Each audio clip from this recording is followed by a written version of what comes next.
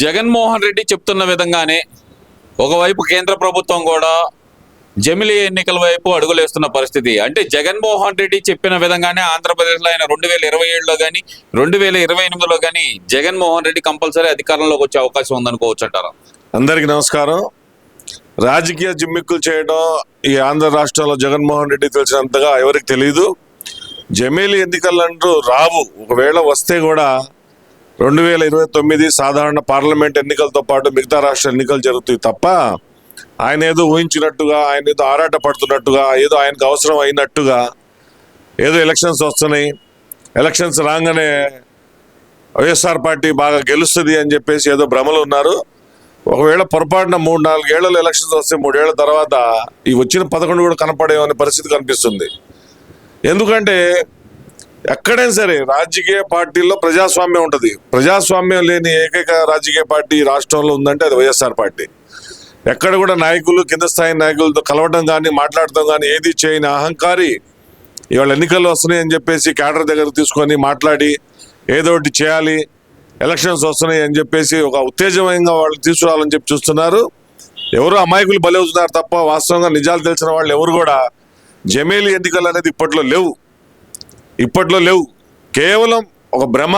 వాళ్ళ కార్యకర్తలు ఇప్పుడు ఆల్రెడీ వైఎస్ఆర్ పార్టీలో నుంచి చాలా మంది మాజీ మంత్రులు, మాజీ ఎమ్మెల్యేలు, మాజీ ఎంపీలు మొత్తం కూడా వేరే పార్టీలోకి, కూటమి పార్టీలో పోయే పరిస్థితి చూస్తున్నాం ఈ రాష్ట్రంలో. అలాగే మరి ఎన్నికలు 29 అనే పెట్టుకుంటే ఆ పార్టీలో ఎవరు మిగిలేటట్టు పరిస్థితి లేదు. కాబట్టి ఏదో 2 సంవత్సరాలు జమీలీ, 3 సంవత్సరాలు జమీలీ ఎన్నికలు వస్తుంది, మన అధికారంలో వస్తామని చెప్పేసి ఆ డబ్బా ఛానల్ ఒకటి ఉంది కాబట్టి ఆ డబ్బా కొట్టుకోవడానికి ఉపయోగపడింది తప్ప ఎక్కడ కూడా అలాంటి వాతావరణం రాష్ట్రం లేదు. చంద్రబాబు నాయుడు గారు కూడా దాని గురించి క్లియర్గా చెప్పేశారు. జమీలీ అంటూ వస్తే 2029లో తప్ప ఈ మధ్యలో వచ్చే పరిస్థితి లేదని. కాకపోతే ఆయన ఒక డబ్బా కొట్టుకున్నాడు, ఆయన బయటపడాలి, ఆయన పార్టీ నాటి కాపాడుకోవాలి కాబట్టి ఆ వైఎస్ఆర్ పార్టీకి సంబంధించిన నాయకులు డబ్బా కొట్టుకున్న తప్ప దీంట్లో ఎక్కడ వాస్తవం లేదు. ఆంధ్రప్రదేశ్లో ప్రభుత్వం విఫలమైపోయింది, నేను ప్రజల కోసం పోరాటం చేస్తా అంటున్న జగన్మోహన్ రెడ్డి మరి సొంత పార్టీ నేతల పార్టీని విడిచిపోతున్నా సరే పోయే వాళ్ళు పోతారు, వచ్చే వాళ్ళు వస్తారనే నిర్లిప్త సమాధానం ఎందుకు చెప్తున్నారు అనుకోవచ్చు అంటారు? ఆయన మనస్తత్వమే అది, ఆయన హావభావాలే అవి, ఆయన రాజకీయ పరిపాలనే అది. కాబట్టి ఇవాళ ఎంతో నమ్మకంతో 151 ఇచ్చిన ఈ ప్రజలు అదే నమ్మకాన్ని ఒమ్ము చేశాడని చెప్పి ఇస్త్రీ అవతలేసి 11 సీట్లు ఇచ్చారు. ఇవాళ ఆయన ఆపితే కూడా ఎవరు ఆపే పరిస్థితి లేదు. ఎందుకంటే ఫుల్ మెజార్టీ, మంచి మెజార్టీతో అధికారంలోకి వచ్చిన జగన్మోహన్ రెడ్డి కేవలం తను చేస్తున్న తాయిలాలని నమ్ముకున్నాడు తప్ప ప్రజాస్వామ్యాన్ని నమ్ముకోలేదు.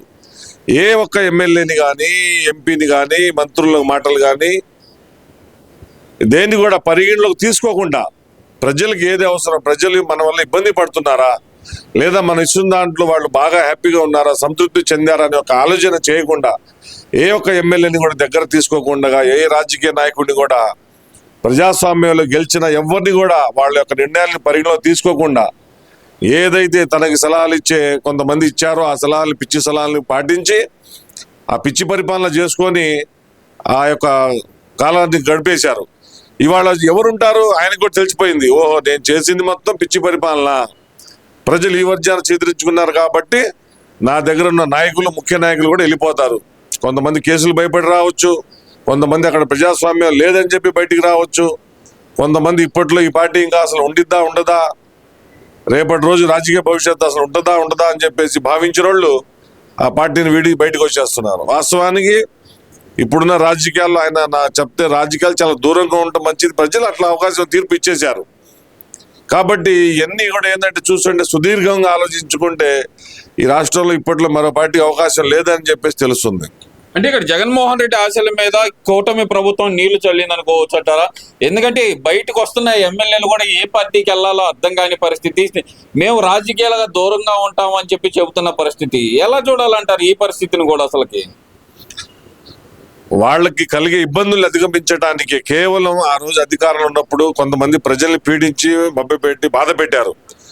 దాని నుంచి కాపాడడానికి కొంతమంది కావచ్చు, కొంతమంది ఆయన దగ్గర ఇమ్మడలేక మళ్ళీ ఇప్పుడు ఆయన ప్రతిపక్షంలో ఉండి మళ్ళీ ఆయన వేసే ఆర్డర్స్ని ఫాలో అవ్వలేక, కాబట్టి ఏదో ఒక పార్టీలోకి వెళ్ళిపోయి ముందు మనం సేఫ్గా ఉండాలి, ప్రజలకు మేలు చేసినా చేయకపోయినా నా యొక్క ఉనికిని కాపాడుకోవాలి అనే ఒక భావన కలిగినటువంటి నాయకులు వాళ్ళు కొంతమంది బయటకు వస్తున్నారు. అక్కడే ఉంటే ఇంకా పిచ్చి నిర్ణయాలు మళ్ళీ భాగస్వామ్యం అవ్వాల్సి వచ్చింది. ఇంకా ప్రజలు రేపిచ్చే దీన్ని మనం భరించలేమనే ఒక బాధతోటి, కాబట్టి ఇలా అందరు బయటకు వచ్చేస్తున్నారు. ఇంకా ఎవరు మిగిలే పరిస్థితి లేదు. కాబోయే రోజుల్లో ఇంకొంతమంది వేరే పార్టీలు కూడా వెళ్ళడానికి అవకాశాలు ఉన్నాయి. మరి ఇక్కడ చూసుకుంటే కనుక జగన్మోహన్ రెడ్డి మాత్రం చాలా కాన్ఫిడెంట్ గా ఉన్నాడండి. ఆయన చెప్తుంది ఏంటంటే కనుక మళ్ళీ మనమే అధికారంలోకి వచ్చేస్తాం. ఆ కాన్ఫిడెన్స్ గల ప్రధాన కారణం ఏమనుకోవచ్చు అంటారు? కూటమిలో లోపాలు ఉన్నాయి, ఆ లోపాల వల్లే నేను గెలుస్తాననే ధీమాతోటి జగన్మోహన్ రెడ్డి వచ్చాడు అనుకోవచ్చు అంటారా? కూటమిలో లోపాలు అన్నవి ఆ లోపాలు ఎక్కడా లేవు. అవి అని అనవసరం మాటలు, భ్రమలు కల్పించడానికి చేసే ప్రయత్నంలో భాగం తప్ప కూటమిలో ఇప్పుడున్నంత ఏమంటారు స్నేహం కాదు, అవసరం, చారిత్రాత్మకమైన అవసరం, ప్రజాస్వామ్యాన్ని బతికించడం కోసం, ఈ రాష్ట్ర ప్రజలు చూడటం కోసం కలిసినటువంటి కూటమి అంత తేలిగ్గా వైఎస్ఆర్ పార్టీ వాళ్ళు భావించే విధంగా ఎక్కడా లేదు. మీరు అధికారంలోకి వస్తాం, ఇంకా ఏదో భ్రమలు, మేము గెలుస్తున్నాం అని చెప్పి ప్రతి రాజకీయ నాయకుడు కూడా ఏం చేస్తాడంటే జీవితం మీద ఆశ. మానవుడికి జీవితం మీద ఆశ ఉంటుంది, రాజకీయ నాయకుడికి ఎన్నికల మీద ఆశ ఉంటుంది. ప్రతి నాయకుడికి కూడా ఈ ఎన్నికలు కాకపోతే పై ఎన్నికలు గెలుస్తాను, ఆ పై ఎన్నికలు కాకపోతే ఇంకో పై ఎన్నికలు గెలుస్తానని ఆశ ఉంటుంది. మొన్న ఇలాగే చెప్పారు, వై నాట్ 175 అన్నారు. ఏమన్నారు? వై నాట్ 175 అన్నారు. ఆ 75 నుంచి ప్రజలు ఏం లాగారో 175 నుంచి మనందరూ చూసాం. ఇప్పుడు కూడా అంతే. ఆయన ఏంటంటే కేవలం భ్రమలు, నేను మళ్ళీ గెలుస్తాను, మళ్ళీ ఏదో అవుతాను, నాకే ఈ రాష్ట్రంలో ఉందని చెప్పేసి అనుకుంటున్నారు. ఇది ప్రజాస్వామ్యం. ఎల్లకాలం కూడా మీ మాటలు వినరు ప్రజలు. నమ్మాల్సినప్పుడు నమ్మారు. మీరు ఎంత మోసం చేశారో వాళ్ళ మనసుల్లో అంత చీదరించుకున్నారు. చివరిగా ఒక ప్రశ్న, వైసీపీలో ఫైర్ బ్రాండ్ గా పేరుబడిన ఏ నాయకుడు, అంటే ముఖ్యంగా కొడాలి నాని కానీ, వల్లభనేని వంశీ కానీ, రోజా కానీ, ద్వారంపూడి చంద్రశేఖర్ రెడ్డి కానీ, ఈ నాయకులు ఎవరు ఇప్పుడు కనుమరి కావడానికి గల ప్రధాన కారణం ఏమనుకోవచ్చు అంటారు? వాళ్ళలో కొంతమంది చేసిన అవినీతి, కొంతమంది తిరుపతి దర్శన టికెట్లు అమ్ముకొని కోట్లు సంపాదించారని ఆరోపణలు ఉన్నాయి. ఒక ఆయన ఏమో ఏదైతే పేదవాళ్ళకి ఇస్తారో బియ్యం, లక్షల టన్నులు బియ్యాన్ని అమ్ముకొని డబ్బు సంపాదించుకున్నాడు, పేదల నోళ్లు కొట్టాడు, పేదల కడుపు కొట్టాడని ఒక ఆయన, అహంకారంతో నోటి దురుస్తోటి ఒక ఆయన, ఇలాగా అనేక రకాల అవినీతి చేసిన వాళ్ళు కావచ్చు, నోటి దురుసు ప్రవర్తించిన వాళ్ళు కావచ్చు. ఇప్పుడు కూడా పిల్లి మొగ్గలు వేసి కోతి వేసినట్టుగా కప్పిగంతులు వేస్తే ఏం చేస్తారో వాళ్ళు బాగా తెలుసు. కాబట్టి ఆ బ్రాండ్ అనేది అయిపోయింది. అదంతా ఎక్కడంటే జగన్మోహన్ రెడ్డి గారి ముందు చేసుకోవడానికి పనిచేసిందే తప్ప ప్రజాస్వామ్యంలో ప్రజల ముందు ఇట్లాంటి కప్పిగంతులు వేయడానికి పనికి రాదు. ఫైర్ బ్రాండ్ అంటే ఎలా ఉండాలి? పాలక పక్షాన్ని నిలదీయాల, ప్రజాస్వామ్యం కోసం, ప్రజల కోసం ఫైట్ చేయాలి. అది ఫైర్ బ్రాండ్ అంటే. కేవలం ఒక నాయకుడు మెప్పు కోసం నోటికి వచ్చినట్టుగా అబద్ధాలు, నోటికి వచ్చినట్టు బూతులు మాట్లాడితే వాడు ఫైర్ బ్రాండ్ కాలేరు.